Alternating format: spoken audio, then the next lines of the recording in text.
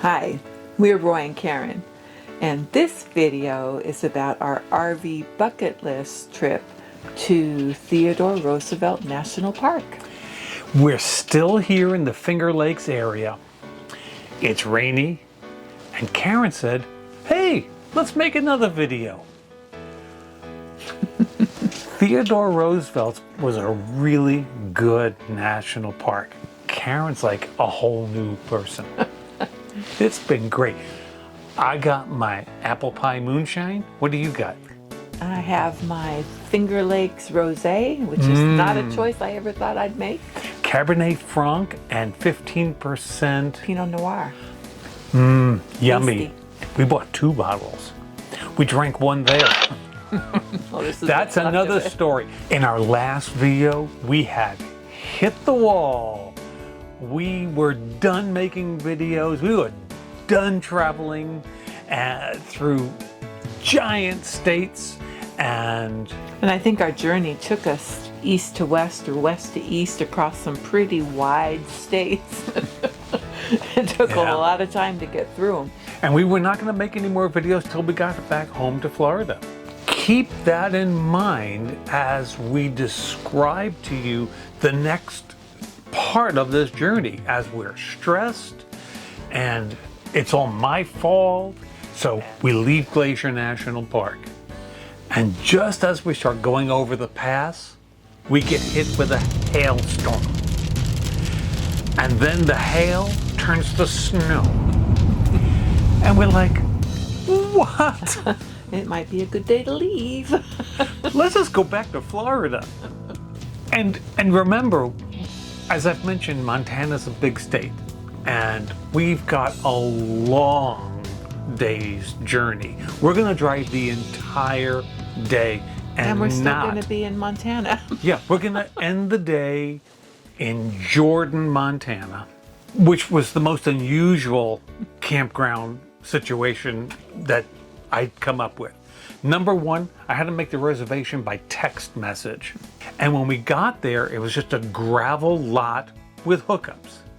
Okay, it was quiet. It wasn't far off the highway. It's a small town, and it was actually a very peaceful setting. Go figure. But now we have to get all the way across North Dakota this time. And North Dakota didn't want to make it easy on us. It felt like the entire road we were on was under construction the entire way. It felt like every 20 or 30 miles at the most. We're going through a muddy pit and going slow because it's Dirt. washboard. And It was terrible. Some parts of North Dakota where I went, how could that be when this road is so gorgeous? It was as smooth as butter. We get to Teddy Roosevelt, and we're stressed. It's been a long day driving.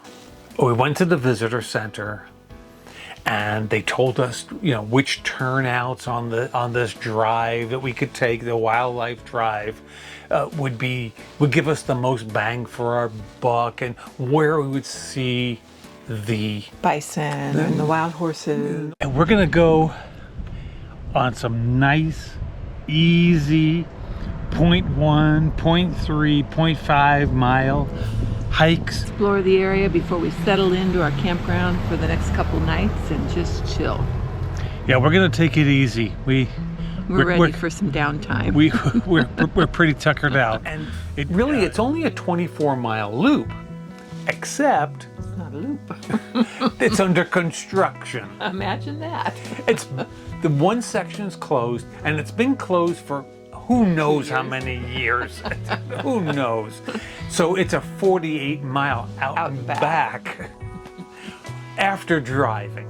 But it really was nice. Yeah, we got out, and there were a couple of different paths that we could take to go out and look over the areas. And it looks like this is a bug-free zone. The wind is blowing. It feels really nice. It's about 60 degrees. Also, we learned that the Indians hundreds of years ago would come by and pick up all the buffalo poop that's all dried, and they could make fires out of them. I'm thinking maybe we could do that tonight. What do you think, honey? You first. Saw a huge herd of bison on one of them and got out and stretched our legs for a bit, and it was good. And walked out on some of these shorter trails. We didn't do any real hiking, but it was nice. And we were right there along the Little Missouri River, and it had just been cutting through all the mountains, and it was a beautiful area. Yeah. But again, we're stressed, but we get to our campsite and we're surrounded by quiet. Total peace. And there's no sounds of people, there was no hectic anything. It just total peace and quiet. We take a walk down to the river. You can see it's just steps away. And I feel like we're all alone. The way that the campgrounds are situated, your RV blocks the sight of everybody else. So this is all ours. And then we look down the river, and what do we see? Wild horses. There's a pack of them running around through there. It was quiet. It felt secluded. It was very restorative. It was like God had a plan. I know what you need. I'm gonna provide it. Here you go. Enjoy. Thank you. That drive we did was in the southern section, but there's also a northern section. And we're the kind of people like, oh, we gotta go. FOMO, fear of missing out. But we went to the northern section, and it's still Badlands, and it's still green, but the color of the dirt and the rocks, they were all different than the southern section. It took on a different atmosphere for me. And it doesn't have the same creatures. There's no wild horses there, but they have bighorn sheep. We didn't get to see them. They were hiding, but... You know, we take them as we can get them.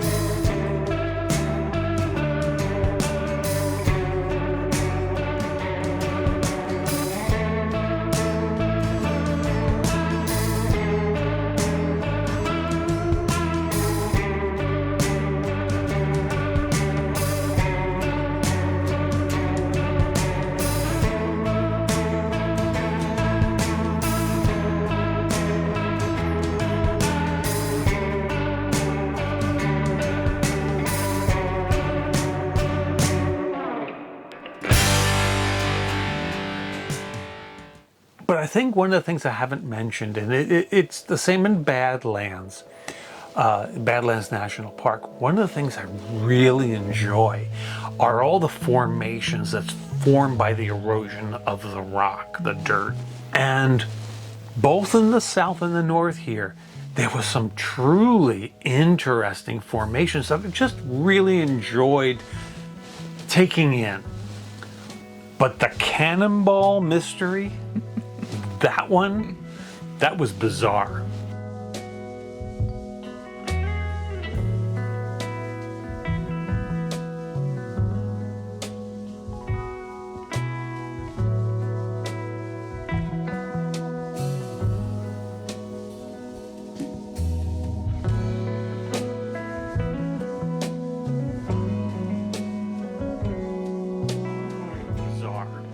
And then driving along, and we're not finding sheep, but longhorn cattle in the middle of North nowhere. Dakota. Well, it turned out this was part of a huge ranch where they were driving them up from Texas, and then they stayed with their 4,000 longhorn cattle. It just was very, very nice experience. It's a beautiful scenery again, and we got to see the wildlife again. But it doesn't get old, and we were really enjoying it. So after spending time in the northern section, we go back to the campground, and what do we see? More wild horses. Such magnificence. Yeah, they just came out and posed for us right across the way. Oh, you want this side, or would you like this side? We spent the afternoon relaxing, taking in again the quiet solitude, breathing it into our souls. So much so that Karen turns to me and she says, "Hey, we should make a video." Okay, so There's just so much. I mean, if we don't break it down and record it while we're remembering it, I'm afraid we're going to lose it. Yeah, but you were so stressed about it. You didn't want I to. didn't care at that point. Yeah, after But- hours and hours and hours of. That's where we recorded the video, part 2 of Badlands to Deadwood. And like today, we're recording 2 videos, and that's all her idea. I'm trying to make things a lot less stressful. Feeling ready for the rest of our journey. Karen's all geared up, ready to go. And now we're gonna head across North Dakota. Another huge state. But it was not nearly as bad this time. The road was okay. The view was okay. We do enjoy the differences in states, so it's okay. And we're wanderers and explorers at heart. We love the journey. And There we're you go. journeying to new ground that we haven't seen before. And we're journeying to new campgrounds that we've never tried before. In this case, we're going to a fairgrounds, the Fargo campgrounds. Now, Fargo, eh? Hey. What's? Don't you know? Well, that's it. Nobody talked like that. We're going to Wisconsin, and we were talking to them there, and nobody talked like that either. Everything we were anticipating, forget about it. But that's another video. Forget about it. That's a whole different place, my honey. We're talking about fairgrounds, and this was not our favorite stop. Now, I don't know if all fairgrounds are like this or not, so I can't say. It was kind of noisy. You hear the sounds It of was- the planes, trains, and automobiles. And everybody was close together, Yeah. but it was It served its purpose. full hookups. It was just an overnight. It was the right location for what we were trying to do. And So tomorrow, though, we'll be in Minneapolis, where I hear they've got a huge dog park along the Mississippi River. And these boys too, they've been cooped up in this. They're such great little travelers, But they love their DP, and we wanted to give them an opportunity to appreciate that. so the boys will have some fun. And then at the end of the day, we're going to be stopping at this old schoolhouse that's been renovated into a winery. It's supposed to be a wonderful harvest host. We'll find out. You'll find out next Sunday. I'll put it in the playlist right here. In the meantime, We appreciate you traveling with us. see ya.